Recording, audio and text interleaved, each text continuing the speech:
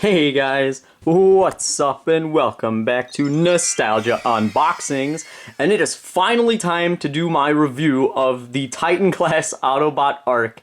So here it is basically as it comes out of the box, and this is what we'll start it in. Only difference from really it out of the box is that I have attached the side things already because it has been on display for quite a while now before I got to this video. So let's take a look around it real quick here. One thing to note is, of course, I found out that the blast effects are actually intended to be part of like the engine here. You can actually barely see them because the other ones fell off. Because this is actually the first time I've ever plugged them in myself, and I found out that they do not plug in very well at all whatsoever. These ones stay in a bit better, the big ones, but these ones do not like to stay in. Like, I don't know if it's just like the slot they put is kind of not the best inside here. Here, I could try to bring it up a little bit so you could see it better. But yeah, it's kind of just like a pressure thing. It seems almost like kind of a last minute thing that they maybe did. Because it's not like a full peg, you know, to like a hole to put it in or whatever to peg into. So it doesn't work the greatest. So I don't know, if you want to display it like that, you might have to glue it, I guess, but that makes it permanent, which kind of sucks, but I'm sure you could use these for other purposes like blaster shots and stuff. So they're not totally useless. Now, one thing you may notice now that we're over here is that we're missing something here, and I wanted to keep it like this for the video, because when I first took it out of the box after I made the unboxing video of it, if you watch that, I never even noticed it, but like after I stopped filming, I was taking a look at it, I'm like, wait a minute, something's missing from it, you know, something doesn't look quite right, and I realized I was missing the, what do you call it, like the bridge, the command bridge or whatever that like sits here and all the art and the pictures. So I spent like 20 minutes looking around my whole room like, it must have flown out of the box, it must have fallen out, why did they make it a separate piece? No, I'm an idiot. It is actually inside this little flap right here on this side. You open it up, and it folds out. I thought this was so cool. I wanted to show it in the actual video instead of having it done already. It's freaking awesome. That freaking blew me away because I thought I lost a part. But no, it is very, very clever and quite ingenious. Plus, it serves a double purpose because it actually helps to lock these two halves in place with the little like, I don't even know what you'd call it, the little tab that sticks out here that it pops over. And it doubles also as another feature. Oh, there's one of the problems of the figure, but we'll get to that later. Is that you have a little bit of room in here that you could put stuff into if you really wanted to. So I tried it with the Legends class figure that you get with Metroplex. I forgot what his name was. And he was a little bit too big. In car mode, I was able to fit him in all the way. But in robot mode, he'd be kind of like popping out of the hatch. So, I mean, if that's the look you want, you could totally do that with a Legends class figure. It just ruins the scale of the whole arc for me. So, but that's an option. I think all the Headmaster and Prime Masters will fit in here perfectly because that is a lot of room. You could fit a lot of those in there. And maybe a couple of Minicons and Minicon-sized figures. So that is a feature that, I don't know, maybe no one has talked about, but I noticed because I really like messing around and using the negative space that is in certain figures for clever reasons instead of just, you know, having it as part of the transformation. You know, you gotta find extra uses for stuff because then you could be pretty cool for display purposes. So that is that. Oh, you know what? While we're in the back, we could also take a look at the other features. So on the bottom, of course, they have the 3 landing legs for you to display it on, which is pretty nice. Sorry, this is quite heavy. And then one other feature is there's a little lever here, and you push it up, and you have the little, what do you call it? The little, like, dropship bridge comes down. And inside, there's also a little bit of space. So you could fit other stuff in here, but not too much. And when you do, if you do put stuff in here, you would have to take it out before transforming, because this splits open. This is actually the bottom of his feet right here. Inside here, actually, you can see the feet right there. So it would fall out very quickly once you split those things apart. So that is something to consider. Here, we could just take a look at the bottom as well. And refold that leg so that we don't lose our position here. So yeah, that is basically that stuff. And other than like that little thing, there aren't a lot of features in ship mode. Nothing else really opens up, and it's pretty sturdy, especially here. But the problem, at least on my figure, I've seen other people have had different issues, and I'm not entirely sure if their issues are just due to like issues in mistransformation problems. You know, not being precise or having like one ratchet off from what it's supposed to be when they put everything together, which leads to like gaps and stuff. My only issue, actually there's two of them, but they kind of go together, is that this piece right here is supposed to tab into, let's see if I can bring this up.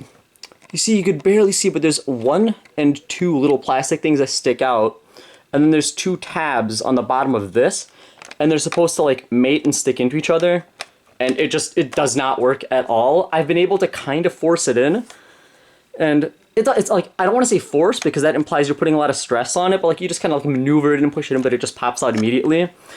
And it's kind of annoying, but it doesn't really have any like big negatives, I guess. But the main problem I have is these tabs here and here on the other side really like to untab as I move around.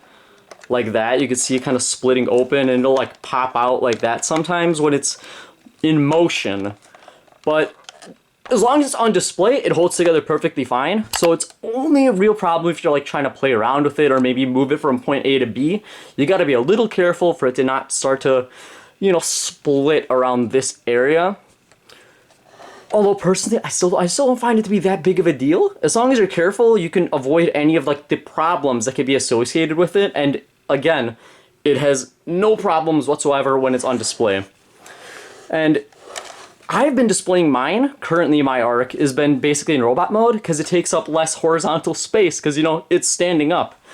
Which with the Arc would seem like a problem, but you do have the option, if you don't want to display the Arc itself in this mode, like this, to take up so much space this away, you do have the option also, hold on, I did pull the things off, to stand it up like tombstone style. And it's quite stable, surprisingly, because, I mean, it's basically flat here with all the thrusters and then the corner pieces. I think they're all, like, the same level. So I feel like they might have thought ahead, or maybe this is the Arc's original design and it just works like that. I don't know, but it is a really cool option, and I've seen a lot of people displaying the Arc in Arc mode like this on their shelves and pictures online. So that is something you could do if you just don't have the space to have this giant pancake pizza slice of a thing sitting around.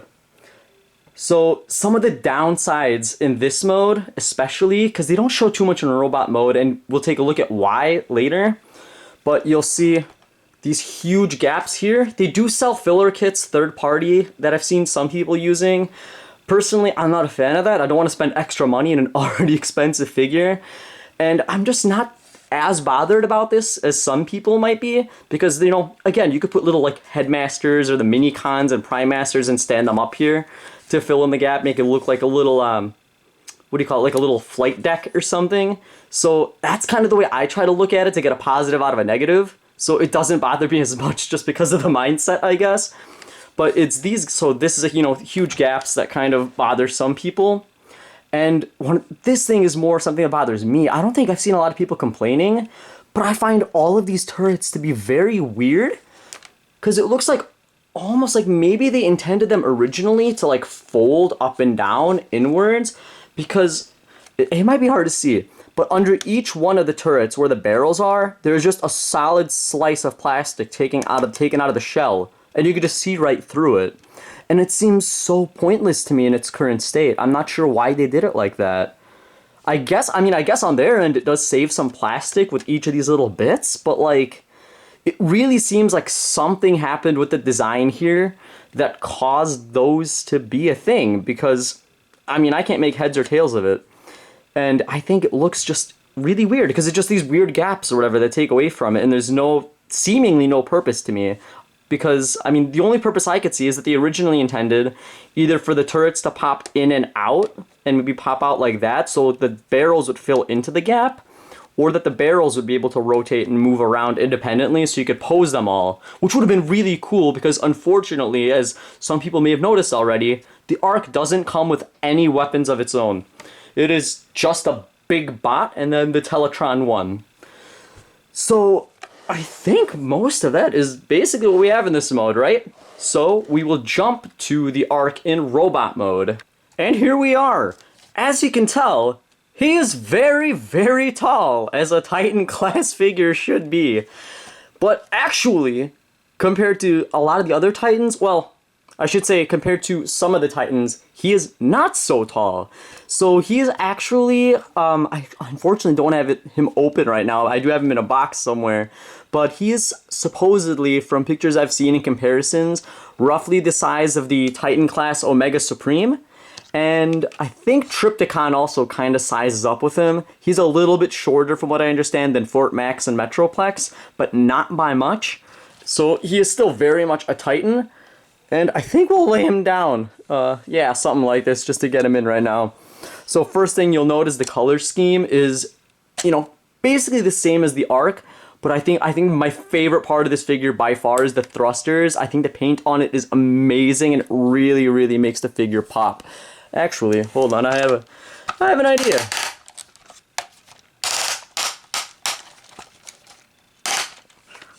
Beautiful. I'm a genius. This looks amazing. Yes, he can sit just like a gigantic robotic child. So here, yeah, so I mean, this is it. He does have like slightly movable toes, which is awesome. He has ankle tilt, which I guess is a little bit hard to see here, but he does have ankle tilt. He has a little thumb, which is actually the switch, so you could still flick the things out when he's in robot mode, but it looks a little weird, so probably won't be doing that. For anyone curious about the gimmick that he's advertised with, the Teletron 1, the Autobot mainframe, actually sits inside his chest, and you do not need to remove it during transformation. He can stay comfortably, doesn't need to shift at all, going between Arc and Robot. If you want to do that way, it's totally fine. You don't need to take him out or anything. So we will get to him later on, so I will take him out right now and just try to shut the panels back open. Actually, while we're in here, I do want to show one thing, which is, I think, a point of concern regarding the longevity of this figure, potentially. Depending on how brittle this plastic gets as it ages, I'm a little worried about this particular area here. So we have this big tab right here, and then it goes into this slot right here. But I'm going to show you like how much force is required to put it in, right? So, and it snaps in like that. It requires quite a bit of force, a lot more than I would have thought I would have been comfortable with using. It doesn't feel like it's going to break now, though. That's the thing. So it feels like currently in its current state as a brand new figure, it works all right. It's just a little stressful having to put that much force on that area, because not only do you have to worry about the tab breaking from where it is, but this joint is quite complicated here. And I've actually already seen pictures of some people who have broken this joint because it comes out and then it folds in. Hold on. I can't even get it to work anymore. Because it's... Oh my goodness. This is very annoying. It's very awkward to review a figure that is of this size, actually, when you really... Here we go. So the other... Alright. He also has very, very tight joints, which is a good thing. But so the hinge moves like this, and the whole joint splits apart. So I have actually seen people that have broken this joint either in half or somehow. And I'm willing to bet it was either because they were trying to move the arm, like move this joint, the ratchet, up and down, because it's a very, very tight ratchet here, up and down while it's been like this and not securely plugged in. Or it has been when they were having to force that peg into its slot. And now I'm nervous. There we go. About doing this again. This is definitely the hardest part, the worst part of the transformation, in my opinion. Alright, there we go. We have done it. We are good. And then this part just then maneuvers kind of annoyingly, because you have to like press it into place. But there we go, and it goes good. And of course other stuff starts flying off. I'm sure, believe me, it doesn't give you as much problems when you're actually playing with it in person, when you don't have a camera between you and it, and are trying to stretch your short little stubby arms as far as you can to accommodate everything here. But yeah, so those are some concerns I do have about the figure longevity-wise. Now, I did mention that I was going to show some of the cool engineering behind the legs and the gaps and stuff and what happens in robot mode. And take a look at this. Take a look at this. I say, as I take 3 years to show you what this actually is. So look at these panels. This is so cool. So watch as I move the knee, and it actually bends in with it and creates space. And then when it's completely extended, it fills out a lot of that space. I think that looks really cool. And the arms have the same thing, only with the fist, how the fist folds up in transformation. It kind of pops up and it fills up this huge gap. I think these panels are really, really cool. And that's some of like the new style engineering that I really hope to see in a lot more figures in the future. Although it might be a bit harder to do stuff like that in smaller scale, because that might end up being fragile. But it's still very, very cool nonetheless.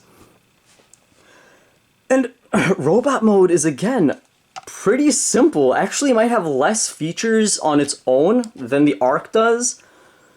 Just because he doesn't come with a weapon, right? He doesn't have a lot of like anything special going for him, a lot of play features other than housing the Teletron 1 and Autobot mainframe inside his belly there. I think a lot of people I've also seen, they don't like his hands, and I kind of agree. They're very weird. And I think a lot of it is just a really straight thumb that's always locked in a straight position. Because even if you did like get a gun for it, it's not as like, it never forms like a normal post hole here for him to hold it. Even if you did like make a gun, it'd have to be some really wonky shape on the handle to actually fit snugly in there.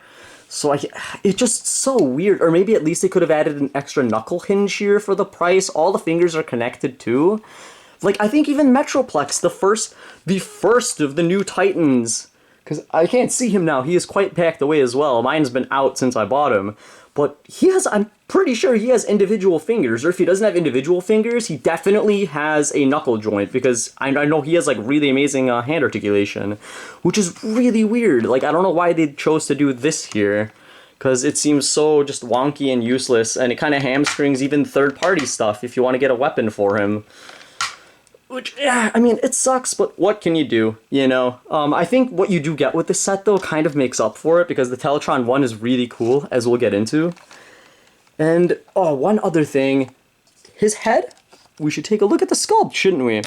One thing I really like is that they actually brought back light piping. So you see he has the clear plastic in the back of his head here, which pipes directly into his eyes, so if you get the right light hitting back here, it looks like his eyes are glowing, which is something I had on a lot of figures growing up, and I always thought, and Bionicles too, I think I like it a lot from Bionicles. It's kind of spoiled me with the light piping gimmick, so I think that looks kind of cool. I can't really get it here because I have kind of crappy light in my room, and by crappy, I mean it's like as blinding as the sun, and it's a very cool white color.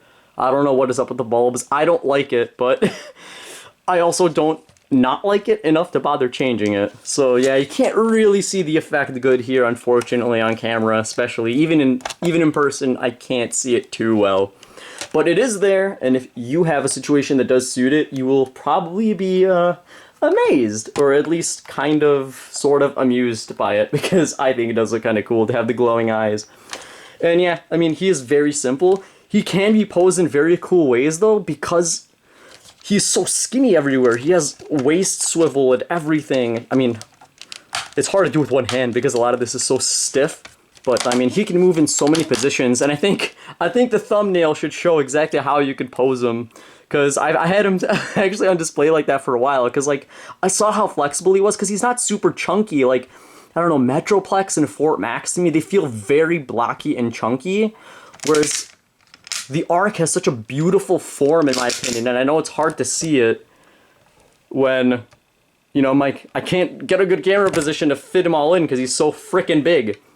But so, yeah, I just decided, like, you know what, I wonder if I could get him into a meditating pose, and he totally could. Unfortunately, it might not be obvious from the thumbnail that I'll have, but it doesn't actually sit like perfectly straight like that. I had him up against something when I was displaying him like that, but I think it still looked really, really cool, and it just shows that you have a lot of options regarding how to pose him, different action poses if you want to, get something kind of, some movement going through him. It is very possible, and I think this is so far the best Titan posability-wise, at least in my humble opinion. I have most of them. The only one I don't have any first-hand experience with is Scorponok, because I never bought him, and instead I opted for the Black Zorak from what is it? Generation Selects off Hasbro Pulse, which hasn't come out yet. So that will be my version of the Scorponok mold when I get it. So yeah, that is robot mode, and that is really just about all I get to. I think I've said more than enough about this. So yeah, that is that, and we will jump then to Teletron 1. All right. So here is Teletron 1 on his lonesome here. And he folds up exactly like this. It's pretty easy to do. I was able to figure out his whole transformation without really looking at the instructions, which is nice because he is a triple changer, and sometimes those can be a little tricky to get perfect, at least in my opinion, because they have so many, like, I guess, extra weird movements that you might need to do to get them perfect. But here he is, exactly the way he looks like in the chest. So you have the Autobot mainframe, and then of course you have 1, 2, 3, and then 4, 5, 6 actually little square slots, which are intended for the little 2-scale Optimus Prime figure that actually comes with it. And as you can see, I also have not removed this from the packaging at all, because I am very paranoid about losing it, because it is, dude, this thing is the size of a speck of dust. You know what? I'm probably not even going to remove him here. You kind of get the gist. I feel like I don't necessarily need to show it, because I'm very afraid of losing it, because it is so tiny. And honestly, I think it's almost a downside. Like, if you're not displaying this in like a nice case or in a dedicated Transformers room that no one will really like be able to touch or go near, I don't think it's worth the risk to display this tiny Optimus Prime unless you glue it in some way. Because think about it this way, even if you securely tab it into this and you have it on display just as the main frame or something, and someone just, maybe you casually just brush your hand and just knock it down, that force could easily send this thing flying across a room and under tables and shelves and desks and drawers and whatever else. And finding this tiny little thing on a small wooden floor just ain't gonna happen. It's gonna be very, very hard. So I have wooden floors and I have a lot of spaces where it can fall, so I'm not even risking it. That is why I keep it in here, at least for now. But it's something to really be careful, because I think it's one of those things that not everyone thinks about before they open it and they display it. But holy hell, this thing is easily going to be the first thing to disappear, and probably the last thing that you will find on secondhand arcs is this is going to be missing, the tiny Optimus Prime. Although, on a positive note, if you do like these figures, I am pretty sure there have been leaks now that are all but confirmed that they will make other figures also in this tiny scale, and I think they're going to be included as just extras with some of the newer Generation Selects figures, because they always have, you know, extra little accessories with them. And I think that's what they're going to do in the future, because there are, like I said, 6 pegs here, 6 holes rather, for the figures, so there will be more stuff to display with it if you do like that kind of stuff, which is, you know, pretty sweet. So, onto the actual mainframe. I mean, well, I did talk about the mainframe, right? It is quite simple. You have the little nice translucent orb computer thing here, and that is basically it. Everything kind of folds up, and I mean, yeah, that is all of that. So now we will jump to it transformed. We'll go into computer mode next. All right, so here we are in computer mode, and this is actually where the majority of the Titan Arc's play features kind of reside, and I will show you that momentarily. So first off, we have the Teletron 1 computer mode itself with all the various screens, which look really beautiful. And I should add that all of these stickers, everything on the Arc is already there when you take it out of the box. There's nothing extra you gotta do. And so if that's, I mean, if you don't like putting on stickers, that's a huge win for you. If you do prefer them, well, you'll probably have to settle for getting some like repro labels and stuff to put like all over it, and all like the missing maybe stuff. Add some extra detail instead. Because I know that Metroplex and freaking Trypticon and stuff came with massive sticker sheets, which it took me hours to do for Metroplex. Holy crap. So I personally, I'm a fan of having, you know, everything already in place. It makes it easier on me. So yeah, this is such a cool thing because, you know, it's a robot that becomes essentially a set piece. Easily, like, top 10 most unique transformations, I would think, for Transformers, just turning into a literal computer that you can just use as a display set piece for your other figures. And it does come with the play features, which we will see on the back here. Also, this is kind of where you can see most of the robot mode just chilling, but you may notice some interesting things, namely, you have the little satellite, which I believe is supposed to be based off the Voyager 1, although I could be wrong, but nonetheless, it is a little spy satellite. I believe this was used a lot in the G1 show, right? And yeah, it folds out, it comes out, it's freaking super cool. All the little solar panels on it will fold up. It just has one little peg here. The detail on it is little. There's not that much, but it's good enough, at least for me. It's got the little booster and stuff, the little antenna, which is really, really cool. Maybe you could hang this from a string somewhere and have it look like it's floating. I freaking love stuff like that. I'm a huge, huge sucker for little removable drones and things like that. So this is a huge thumbs up for me personally. And then we have something that's super, super cool and ties directly into Kingdom, Beast Wars, and a G1 basically, and the real world when you kind of see. But it is the golden discs. And we have two of them. So the first disc that we'll look at is this one, which is the real the real golden disc that actually exists in real life on the Voyager satellite, which is essential. So from what I understand, what it was supposed to be is this is supposed to be like a universal map, or a universal, I mean, when you're talking about the galaxy, it's kind of a misnomer, I guess the way I said it. But this is supposed to be like a map of our galaxy, from what I understand, the distance all the planets are orbiting the sun in the center, to help essentially, the goal of this is essentially that if the Voyager is ever, like, you know, captured or found by an extraterrestrial race, this would be a way, just symbolically, without using any language, theoretically, that any race could decipher and figure out the origins of the disc and track it down. So I believe there's other stuff that goes on, and I'm not sure exactly on all the details, but I'm 99% sure this is supposed to be the map of our solar system and the distance of all the planets. These are probably sound frequencies, I'm assuming. And the whole disc actually is a record. It is a golden record, and it actually says right here, the sounds of Earth. And keep this in mind, by the way. There's a little bit of a funny here on the next disc that you'll notice. But yeah, so I think these are really, really awesome, especially if you're a space geek and you know what this is in advance, not just from Transformers. That's freaking sweet. So these are really nice. I mean, it's just a little tiny piece of plastic. It's not even plated or anything. It has a little weight to it. But I think they're really cool. And then the next one is from Beast Wars, and this is, I believe, from the Vok race, and it's exclusive to Beast Wars. I believe they found it, and it does something to do with the Vok. I'm not too familiar on all of that. I just kind of know the basics of it. I'm not sure if this is even in the Kingdom cartoon or not, because I haven't seen that either, but you see you got some weird triangles and more obscure, weird alien shapes. This actually kind of looks like the Nazca lines or something. But yeah, very interesting. But then you look on the back. Ah yes, the sounds of Earth, as brought to you by the Vok. I'm not sure if that's intentional though. Like maybe the Vok inhabited Earth before man in Beast Wars, and this actually makes complete sense.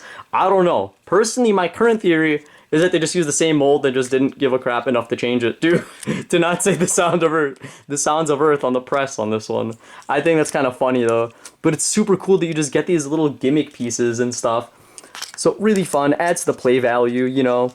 You could, you know, give, I guess, a Transformer that has opposable fingers. You could have them hold this like massive disc depending on their class. It is interesting. And that kind of is it for the Autobot computer here with Teletron 1 in this mode. Yeah, I mean, you do have like this bit sticking out, I guess, which is the top of the actual mainframe when it's in the cockpit mode. And not much else. So with that, I think we should move into robot mode for Teletron 1 and then wrap this video up. And finally, we arrive at the last bit of the video, Teletron 1 in his robot mode.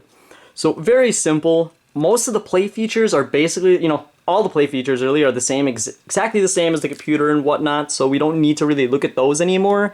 But one thing that is kind of cool is this is how it all folds up real nice. And the discs, I think I didn't really show this off too well before, but the discs do have a little slot in here, so they do kind of fit in real nice like that in his little backpack, and it's all very compact. If you do want to so you can still access all the play features, you know, in this mode, there's no like, nothing's covered up so bad that you need to like transform it into a different mode to take it out. Same thing with the satellite. You may not see it right now, but it is actually currently firmly resting inside his chest. And it can still be accessed by just going back like this and popping this open.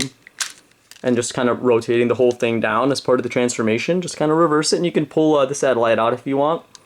Good thing about him, he does have standard pegs in his hands, finally. So you can give him little guns or accessories and something to hold when he is in this mode. His articulation is pretty standard. You know, he's got the shoulders up and down, little elbows. His arms look a little stubby. And the rotation is kind of limited when it's forward like this, just by the huge panels that stick out here. They kind of bump into his backpack. But you move it out like this and it's kind of avoided, but actually not quite, because that backpack still kind of blocks it.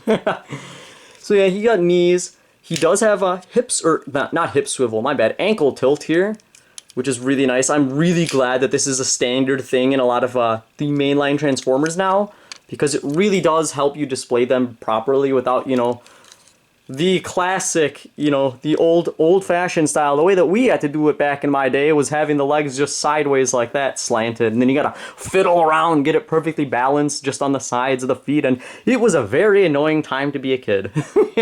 So this situation has now been remedied by technology, which is freaking great. And yeah, I mean, it's just a simple little bot. We can take a look at his head here, which I think is really cool. It does kind of mimic the Autobot Ark's head in a way, in some of its shape, and especially in the light piping. Yup, he's got the light piped visor there in the same yellow as the Ark's eyes. And yeah, that is basically it. He's a very simple figure. In most of his play features, we just went over during in the computer mode. So he doesn't really do anything different here. He just looks pretty on your shelf, which is really, really cool. But yeah, I think it's really fun that you just have like an extra little figure. What would this even be? This would be, damn, what, deluxe class? Yeah, I think it's like a deluxe size, right? I'm very bad at the new Transformer sizing. It's like going to Starbucks and like grande, venti and stuff. No, it is large, medium, and small. He's a medium Transformer. Boom. Simple. I don't know why they can't just put that on the box. Freaking, what is a Voyager? Dude, like, come on. But anyway, comedy aside, yeah, he's a nice little figure, and I think it's really a nice bonus with the Ark. I think the Ark was worth every penny alone. Oh, one thing, I completely forgot, but if you do choose to display your Teletron 1 outside of the Ark, which is completely fine, you can actually just put other stuff into his slot in the chest of the Ark. It is, you know, a pretty big slot considering how big this is. I think you actually could fit a Legends class figure this time around inside the chest of the Ark in multiple forms. And just other stuff. I don't know. Because like I said, I like using the storage. I like using negative space for unique things. So that is the option. And the Ark, let's bring him up for a second, actually does have like clear windows here. So if you do put a little figure in there, you could totally see their head peeking out and playing peekaboo, which can be funny. Can be an inside joke in your collection. Who knows? But I like having the option, and I like talking about things that maybe other people who have seen the figure just haven't thought about it, you know? Or have just neglected to mention some of those like little like quirks and stuff that you can do, because I like doing that with my toys, you know? Who needs the instructions and who needs to do stuff as intended, you know? You gotta find something novel, like, what are they? Like the freaking unofficial modes that people come up with? Like, that's freaking awesome, man! So, you know, it's nice to think of outside the box sometimes for a change, you know? So yeah, with all that aside, yeah, with all that being said, I think this perfectly wraps up my review, which I hope was in-depth enough about the Autobot Ark. Let me know if you even watched this far. This is probably a pretty long video by now. And if you enjoyed it, if you learned anything new, or if maybe this was the deciding factor of you buying Ark or not. Or maybe the review was so bad that you freaking throwing your Ark out the window, that you liked your Ark so much before this, and you're just like, man, this guy ruined the Ark for me. eBay it goes. Let me know. I'd love to hear it. So yeah, I hope you guys enjoyed the video as much as I enjoyed making it. And if you did, please do like, comment, and subscribe, because it helps out the channel tremendously. And I hope to see you guys in the next video, I guess. Bye-bye.